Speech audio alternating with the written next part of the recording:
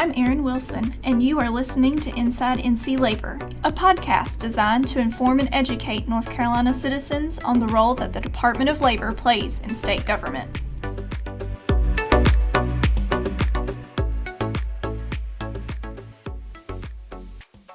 Hey everyone, and welcome to Inside NC Labor. I'm Jennifer Haygood. I'm the Communications Director for the Department of Labor, and I'm here today with Erin Wilson. Hi, I'm Erin Wilson. I'm a Public Information Officer at the North Carolina Department of Labor. And today's episode is Last Call with Art. Our guest today is Art Britt, our Chief of Staff here at the Department of Labor. Art has served the department for over 21 years, and he has been our Chief of Staff since January of 2013, and we're so glad that he's agreed to spend a few minutes with us in his last week of state service. Art, welcome to the show today. Thank you. Glad to be here. Art, before we get into your professional background, just as a moment of personal privilege, you hired me 17 years ago. Yes, ma'am. Thank you for that. Certainly, yeah. No regrets. We have gotten to know each other very well, professionally and personally.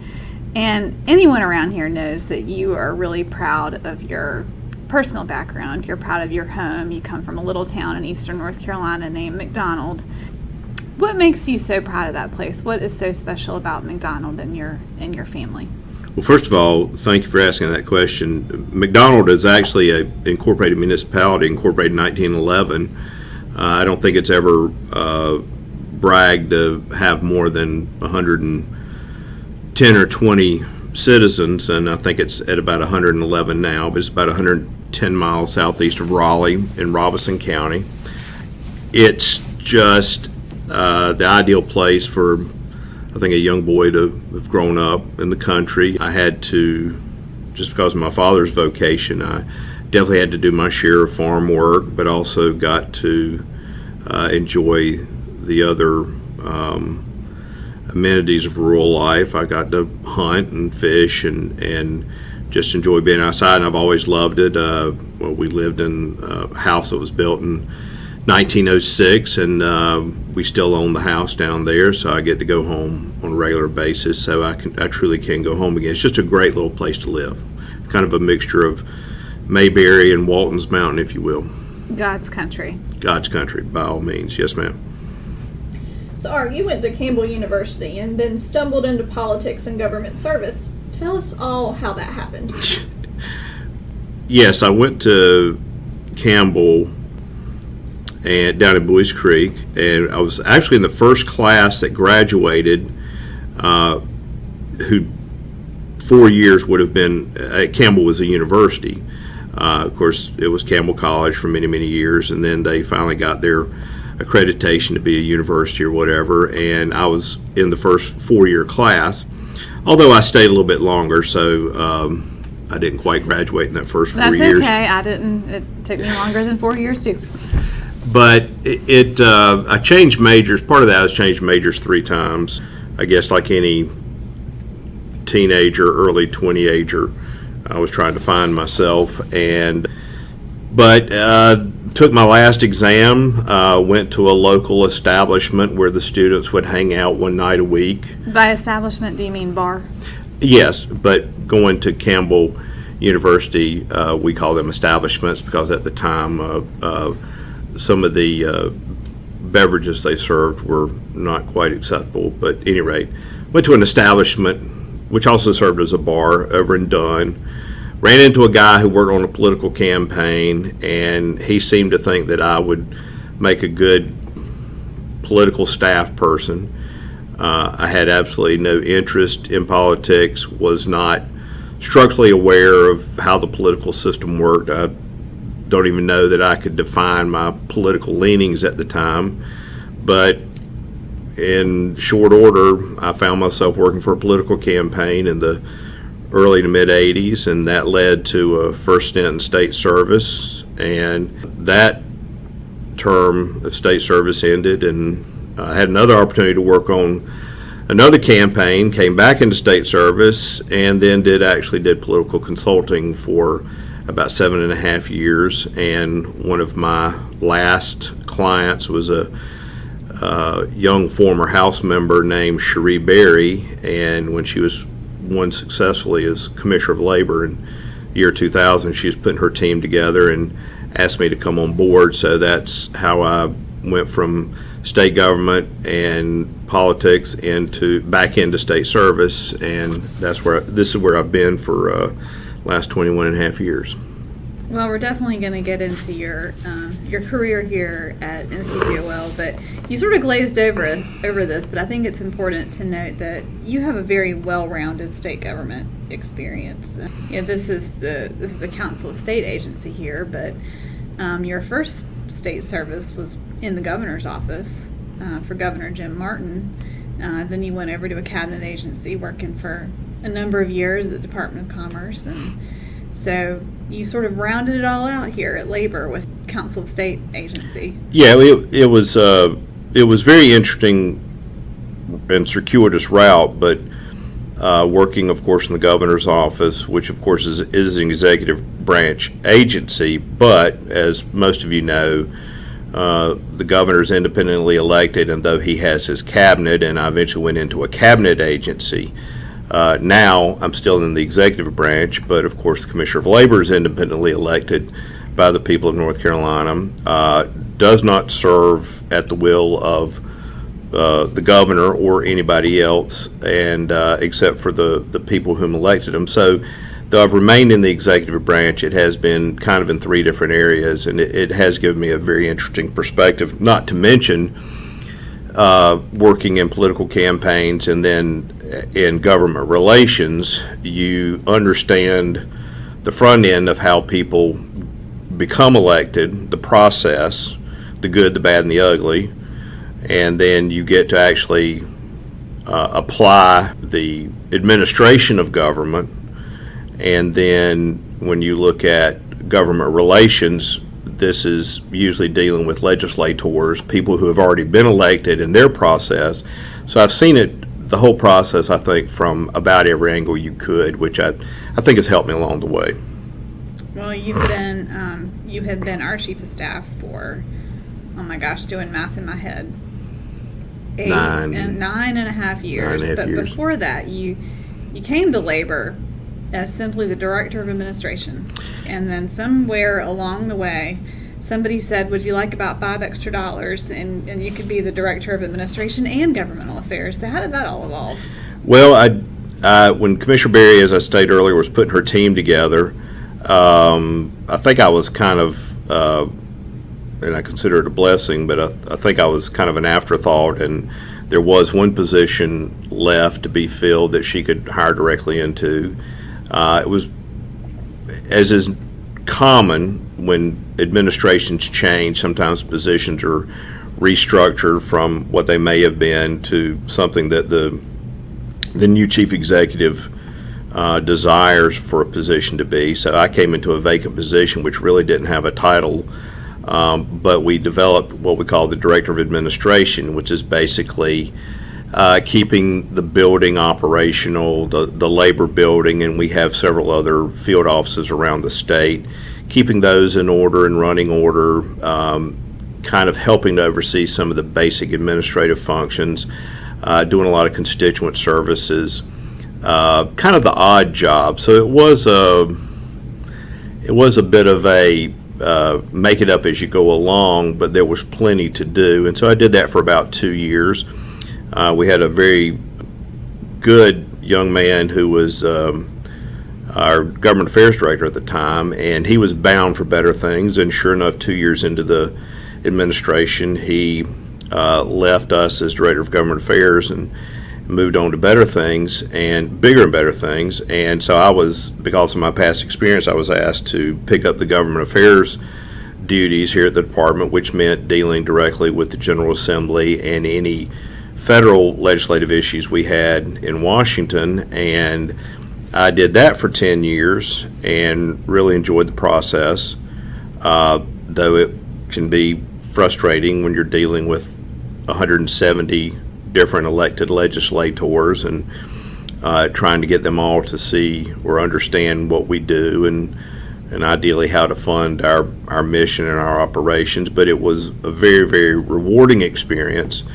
And then in 2013, our chief of staff, who had been with us for 12 plus years, moved on to a better opportunity, and Commissioner Shreeberry asked me to serve as her chief of staff in early 2013, and then Commissioner Josh Dobson, when he was elected in 2020, asked me to stay on, and which I very much appreciate, and so I've been here for his first 18 months of service, and that's kind of how I got to where I am now. So, Art, what has been your favorite part about working at NCDOL? I know this sounds, I don't know, simple, but it truly is the people. And maybe it's a lot more under the microscope now that I'm kind of headed out the door, because you start assessing not only who you currently work with, but who you have worked with in the past. But it's really the people. What the Department of Labor does is very unglamorous, and I've said this before, and I know it sounds a little melodramatic, but it is. I don't know that anything could be more true. But the fact of the matter is that the Commissioner of Labor is the only elected official in the state of North Carolina who truly, their success or failure is measured in lives and limbs. And I know that sounds a little violent, but it's true. You've got millions of people that go to work every day in the state of North Carolina in every possible trade, vocation, profession that you can imagine. And some of these are extremely dangerous just in the basic processes. And it is our job to try and protect those people and prevent them from being injured and, heaven forbid, to die. But we're never going to be completely successful at it. But there's always going to be reporting and keeping up with these things. So by nature, at the end of a prescribed period of time, the Commissioner of Labor is going to be asked about how many people died or how many people were injured on the job in your jurisdiction, meaning those workplaces the Department of Labor has jurisdiction to regulate, and beyond your jurisdiction, meaning those places that we don't have the jurisdiction to regulate. And people are by nature going to say, well, you did better or you did worse than last year. Why did you do better or why did you do worse? But the fact of the matter is the Commissioner of Labor and the people who work in this department, they actually see reports on a daily basis of ways that people were injured on the job or sadly died on the job. Some of these are very uncomfortable to read about, but we've actually got people that go out and not only do they try and prevent these injuries and fatalities, but when they occur, these people are responsible for going out and actually investigating and learning the details, and sometimes they're very, very uncomfortable things for anybody to hear about, but we have trained professionals who go out and investigate these things, and the whole purpose is less about holding somebody responsible and playing a blame game. That is part of being a regulatory agency, but the other part is trying to prevent those things from happening again. And the people of North Carolina have been very fortunate to have commissioners of labor who care about what they do. But it is a heavy burden to bear. But the Commissioner of Labor bears that burden because his name is, on the elevator certificates, his name is on the letterhead, his name is on the ballot. But I think if you ask any of the commissioners of labor that I work for, that they will all tell you that it is the people that work with them that share that responsibility and bear that weight, and it is the people that I will miss because they are very, very hardworking people. They care. They carry a heavy weight with them, trying to prevent these things and then investigating some of these occurrences when they happen. And it's humbling to be in a room with these people, or in this day and age, be on a podcast with these people, or to be on a video conference with these people, knowing that at any moment they may have to go out and investigate or try and prevent a very tragic workplace situation. And I'm just very, very honored to have known these people, and they are definitely unsung heroes in my book, and I just wish the citizens of North Carolina knew more about them and appreciated them as much as I do. And if they got to know them, they would. So I hope that answers your question. I know that's a hard question to answer. Yeah. But I agree that no matter what job you have, the people will make or break your experience. True, definitely and true. We've been incredibly fortunate here. So an equally challenging question, and probably hard to pick one thing, but what's been your greatest challenge here at Labor? The two things I would say, one I touched on earlier, the greatest challenge is, just whenever you meet somebody and they say, where do you work? And you say the North Carolina Department of Labor. And I don't fault anybody. Before I came to work here, I didn't know exactly what the Department of Labor did either, but people just not being aware of how hard the people work in this department. And state agencies all over work very hard. I don't want to say that, I will say that I think we're better than everybody else, but there's a lot of good, hard-working state employees out there. But the one thing, the two-part answer to your question is that I wish more people were aware so that they could appreciate. But the other thing is getting our mission funded. Again, because we're not glamorous, we have to get our funding from, though we get some from the federal government in the form of grants, but a good deal of our funding, and usually if we were going to expand any of our better programs, would be going to the North Carolina General Assembly and explaining to them what we do and making them understand what we do, and hopefully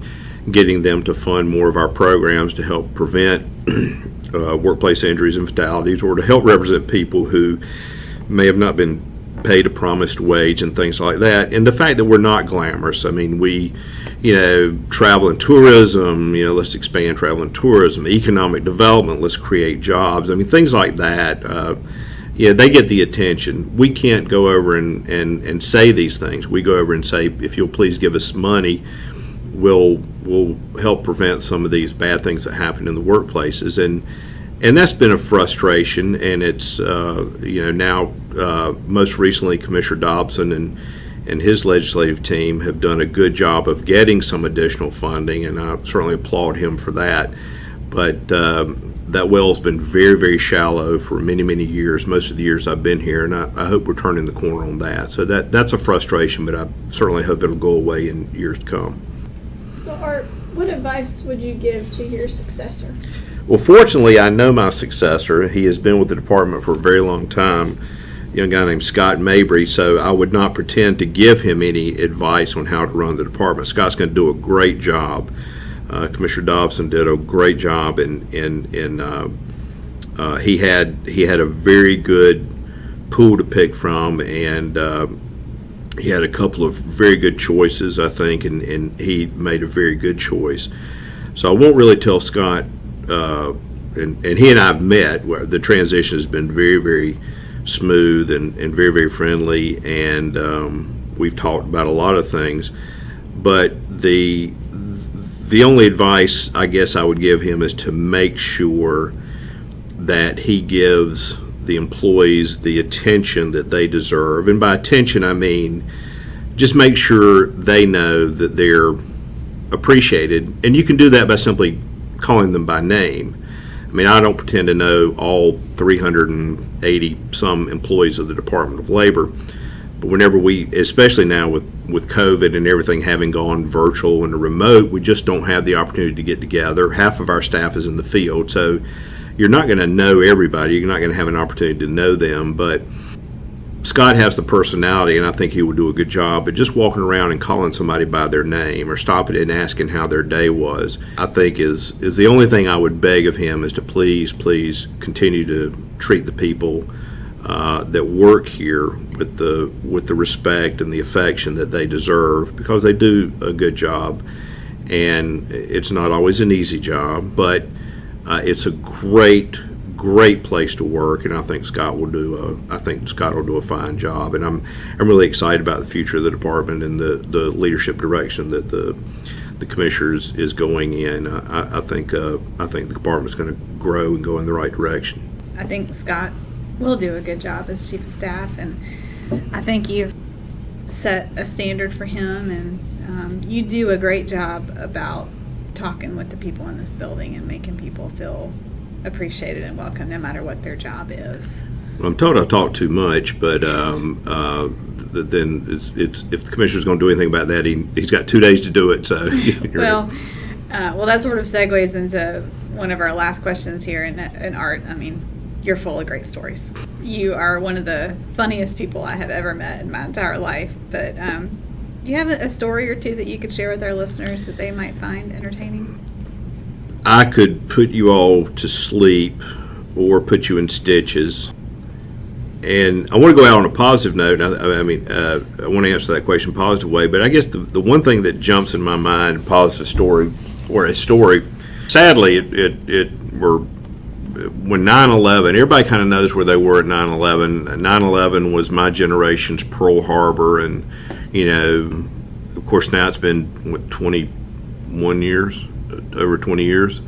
So there's a whole generation that has come about that wasn't here. But anyway, we had, as I said earlier, in 2001, September 2001, of course, I had been here about 8 months, and as we stated, I was, as part of Director of Administration, maintaining the building. And by the way, the administration of this building is, this department's in the old Labor building, which was built in 1887. And I mentioned earlier, I'd grown up in an ancient, old, beautiful Victorian house built in early 1900s. So I love old structures. So I absolutely fell in love with this building and was anxious to learn the history of. But as the events of 9/11 unfolded, then Commissioner Berry was at a speaking engagement in Catawba County, and as nobody knew exactly what had caused this. At that point, we didn't know exactly to what degree it was a terrorist attack or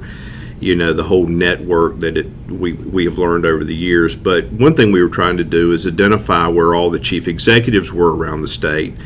I mean, who's going to want to harm the Commissioner of Labor? But we didn't know, so we found out where Commissioner Berry was.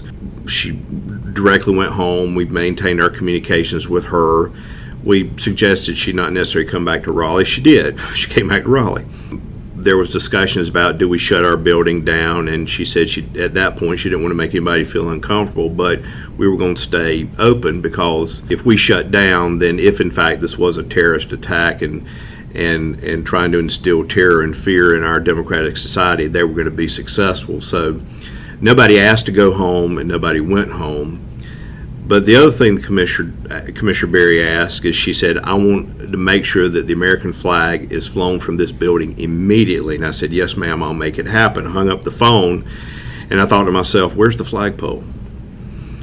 I didn't know where our flagpole was. From where we sit on Capitol Square, I could look around some of the other buildings, the old education building, the old revenue building, the state capitol across the way, the Supreme Court building, the Court of Appeals building, the Department of Transportation, the agriculture building. Those are all the buildings that ring Capitol Square. Most of them you can see flagpoles on the roof. So immediately went up on the roof, walked around, and realized that we did not have a flagpole. So how could I honor my boss's wishes, because you can't just stick a flagpole in an old brick building. So when I reported back to Commissioner Berry our dilemma, she ordered, she directed me to, and we ordered our print shop to print American flags. And of course 9/11 was on a Tuesday. By Friday of that week, there was a American flag sitting affixed to every single window in the Department of Labor, in the Labor building, in our part of the old Revenue building, also on Capitol Square, and also in all of our field office buildings. So we did adapt and overcome a little bit, and of course it was a period of spirited patriotism because we were all banding together. But most of our neighboring state agencies in and around Capitol Square immediately called and said, where did you get those flags? We want to put them up in our windows. Of course, we had no control over those buildings, but we immediately printed and sent out flags to these other agencies, as many as they asked for. And I will not say every window, but almost every window on Capitol Square that did not have a flag atop its building had one of the Department of Labor American flags. And it was just a very touching moment. And subsequently, our building manager and I spent the next 2 years, and we finally had dual flagpoles posted on front of the Labor building, and now the North Carolina flag and the American flag proudly fly in front of the Labor building. So if I have a legacy, let that be my legacy for the Department of Labor. So that's just something kind of sticks with me.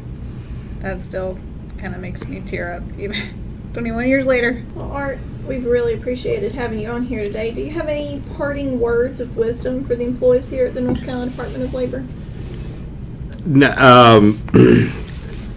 I announced 7.5 weeks ago that I was leaving, and told several others that I always fancied myself as liking long goodbyes, and that is wrong. I don't like long goodbyes anymore. So I've had the opportunity to say this a few times, but I would say, from a personal standpoint, it has been such an honor to serve in this department. How much I served the people of North Carolina, there's no way of measuring that. So hopefully it was better than average, but I tried. But I hope that the people, my colleagues, current colleagues, soon to be former colleagues, I hope they will feel as honored as I have to have been here. And please understand that what you do is extremely important. Even if you're sweeping the floors, or if you're investigating a wage payment claim or a workplace injury or something, whatever you do, you are supporting the ultimate mission of the Department of Labor to make workplaces safer and better places to work. And I'm honored, and I hope that all employees that work here will share that at some point in their career. And I just appreciate the opportunity to be here on my last 72 hours of state service. So thank you all for having me. It's been a real pleasure, and I can't wait to play this podcast for my mother, so she'll understand what I've been doing for the last 21 and a half years. So thank you all. Well, Art, it has been an honor to work with you, and I don't think this is the last we've heard from you in state government. And I'm going to end on another note of personal privilege here. Art does a great job. Art knows exactly what he's doing. But there's only one reason that Art can function as well as he does. And that's because of his fantastic executive assistant who's sitting here next to me today, Skylar Allen, who, probably didn't expect to be called out here, but Skylar has been Art's right hand for the past year and 2 weeks. Skylar, say hi. Hello. Skylar will still be here, serving as Scott's executive assistant, and we're glad to have that part of Art sticking with us. I would add that if anybody out there is looking for an executive assistant or somebody, don't take my current one or Scott's future one, but find you a good JOCO girl, because you can't go wrong hiring somebody from Johnston County. So they're full of spice and vinegar. So at any rate, Skylar will do a great job in her young career, and I hope most of it's with the Department of Labor, but thanks for recognizing her. Thanks, everybody.